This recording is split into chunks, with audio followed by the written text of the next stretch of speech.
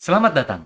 Kembali lagi bersama saya, Niki Satmaka, di Okta Investama Berjangka Weekly Market Outlook untuk periode 23 hingga 27 Mei 2022. Kita akan membahas market outlook untuk mempersiapkan minggu trading Anda, karena mempersiapkan adalah salah satu kunci dari kesuksesan trading. Sebelum kita mulai, saya akan memperlihatkan terlebih dahulu disclaimer. Mohon Anda baca sejenak, akan saya biarkan di layar.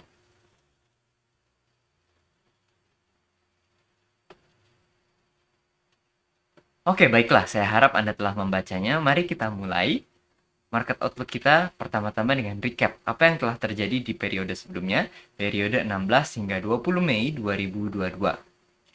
Dari Australia, RBA meeting, Reserve Bank of Australia, dia memberikan indikasi bahwa akan adanya peningkatan suku bunga dalam waktu dekat lagi. Lalu dari Inggris, unemployment rate turun ke level 3,7%. Ini adalah level terendah semenjak 1974. Dan dari Amerika, Fed Chair juga mengumumkan bahwa mereka tidak segan untuk terus meningkatkan suku bunga hingga inflasinya turun terkendali.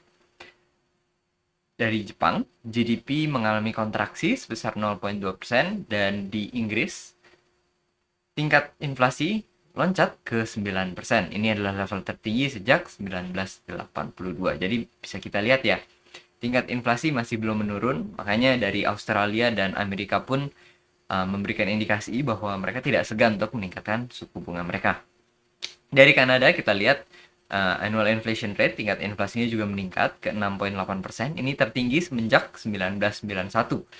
Lalu berikutnya kita kembali ke Jepang. Trade balance, neraca perdagangannya dilaporkan defisit sebesar 839 miliar Japanese yen. Dan tingkat inflasinya pun meningkat ke 2,5%.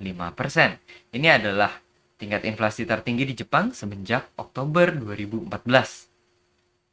Lalu dari emas telah menemukan support dan berhasil rebound dari level 1785.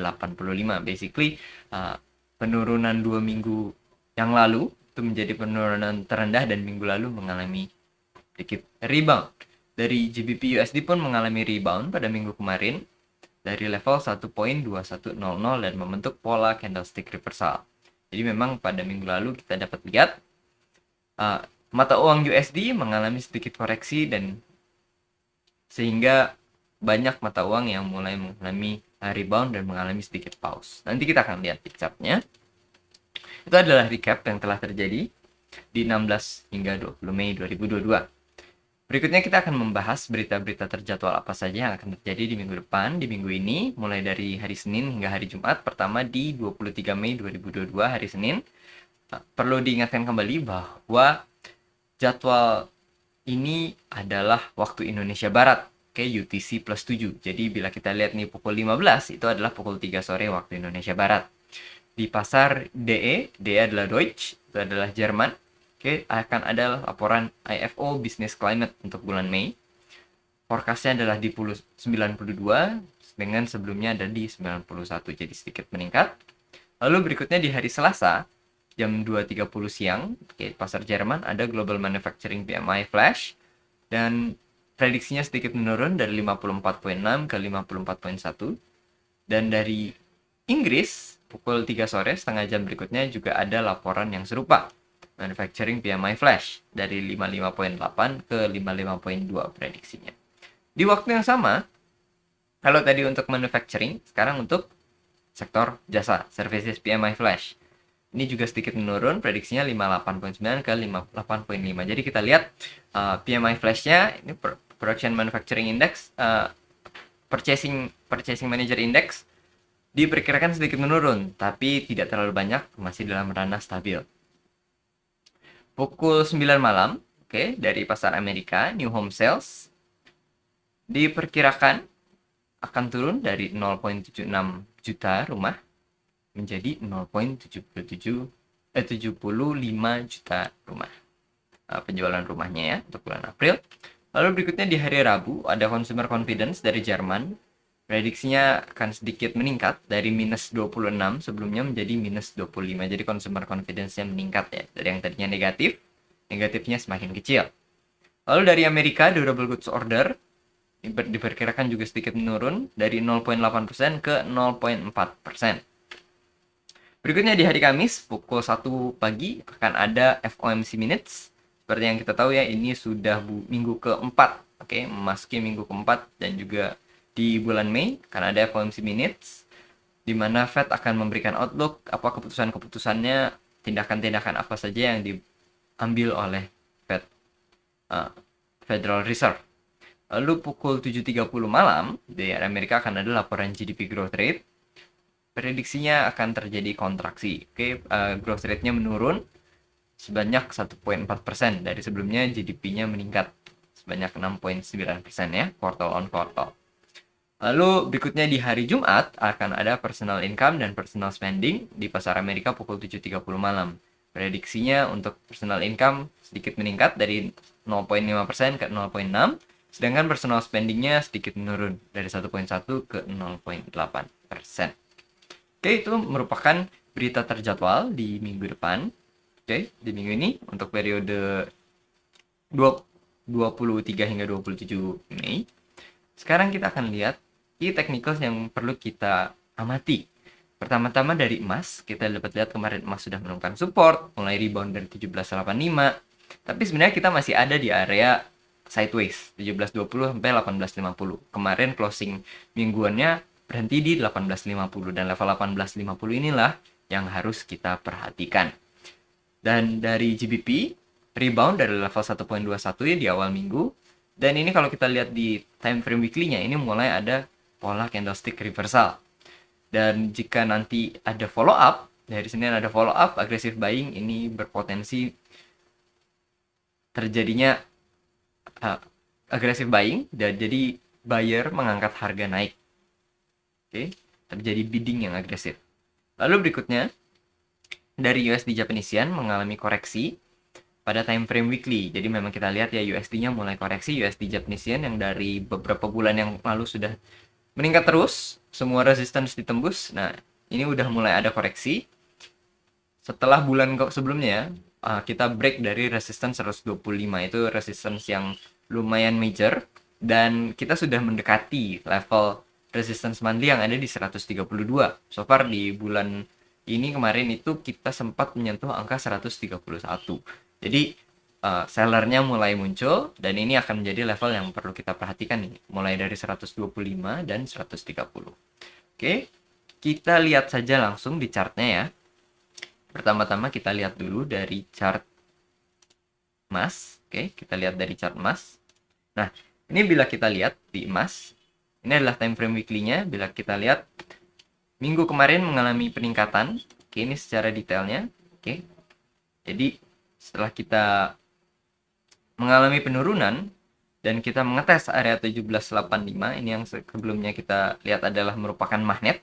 Oke, magnet ini dia terjadi rebound, dan kita berusaha keluar dari area sideways ini, area sideways yang biru ini, dari 1720 hingga 1850.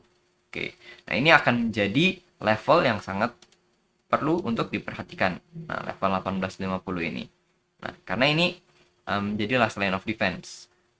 Kalau dia tembus, dia artinya akan berusaha untuk kembali naik. Tapi kalau dia mendapatkan perlawanan dari seller, nah berarti kita akan mirroring area yang action yang terjadi di tahun kemarin ini, dari Juni sampai Desember. Ini akan menjadi batasan area kita. Jadi 1850 ini merupakan area penting yang harus kita perhatikan. Gimana reaksi harga saat kita di area ini nantinya. Oke, untuk saat ini kan USD-nya memang, US dolarnya sedang mengalami sedikit pelemahan, dan itu bisa dimanfaatkan untuk membawa harga gold naik. Oke, jadi kita harus lihat reaksinya nanti. Resistance berikutnya, jika area 1850 ini ditembus, ada di 1900. Nah, tentunya ada resistance minor juga di level H4 dan H1 juga, seperti di 1880.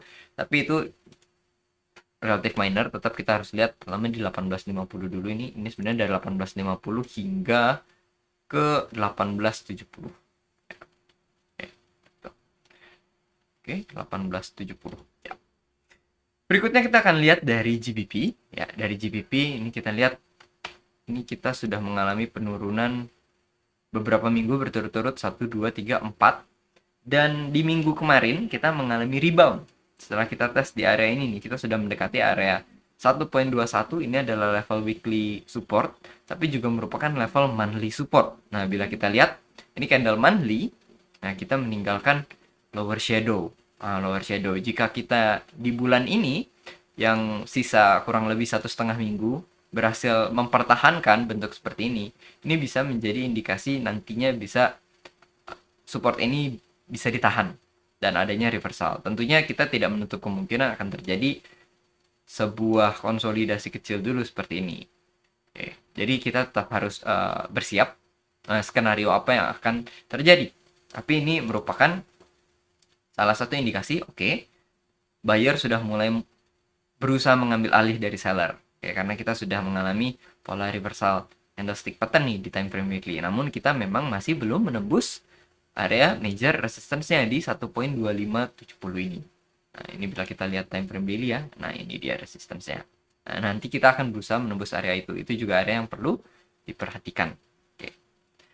Lain berikutnya dari USD-Yen, bila kita lihat nih weekly-nya sudah meningkat beberapa bulan ya, dari bulan Desember terus meningkat.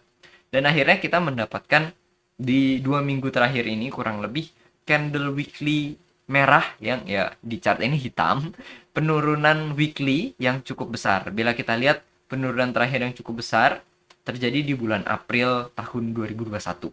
Dan itu pun secara nilai absolut kalah dengan yang terjadi di 2 minggu terakhir ini. Penurunan 2 minggu terakhir ini adalah kurang lebih 400 pip, sedangkan waktu kemarin itu 3 minggu adalah 300 pip. Ya.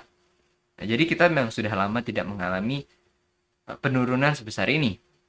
Dan penurunan ini datang setelah kita mulai menghampiri area monthly resistance. Nah, monthly resistance di area 132 ini.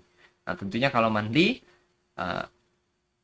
zonanya cukup besar ya, levelnya cukup besar, dan bila kita lihat ini setelah kita kemarin titik tertingginya di 131 di tahun ini, jadi kurang lebih 100 pip lagi ke 132 ya. Jadi mulai ada reaksi dari seller. Apakah ini berarti langsung terjun ke bawah? Belum tentu juga, karena belum ada tanda-tandanya. Jadi ini masih tandanya sih masih koreksi, belum tanda reversal pembalikan, apalagi dari time frame monthly. Tapi dari time frame weekly kita berpotensi mengetes kembali juga ke area 125, area breakout bulan kemarin.